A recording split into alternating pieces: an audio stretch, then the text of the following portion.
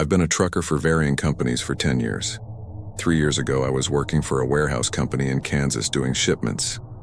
I usually drove the semi, which is what I was behind the wheel of on February 2nd. It was a cold Monday, so the week was just starting and a lot of loads needed to be shipped, so I was trying to bang it all out quickly.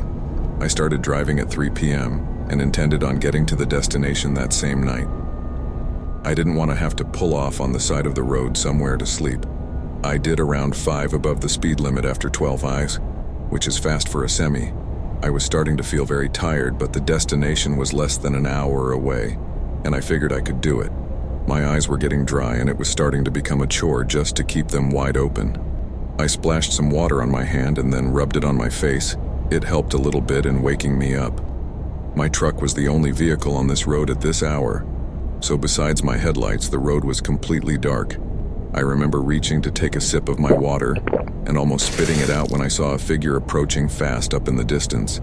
I hit the brakes hard, and as the truck slowed down close to a halt, I could better distinguish the features of this person almost standing in the middle of the road.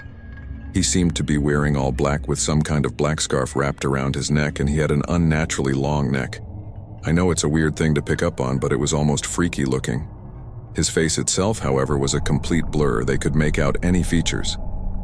As my truck slowed down and got closer to this mysterious man, I was about to roll down the window to ask if he needed a ride, but he just turned to his left and darted into the woods. I didn't take an extra second to stop and think about it. I just pressed on the gas pedal again and moved on regardless of how freaky it was. I was in a rush, in fact. It wasn't even until about seconds after that. My heart really started racing from the taking, and how strange it really was. Maybe minutes later I was able to get over it, but just like that, something else happened. As I was back to my cruising speed, I saw something run across the street in front of me. At first it looked like a big animal, but as I got closer and it crossed into the woods, I realized it looked like another person. I didn't even tap on the brakes this time.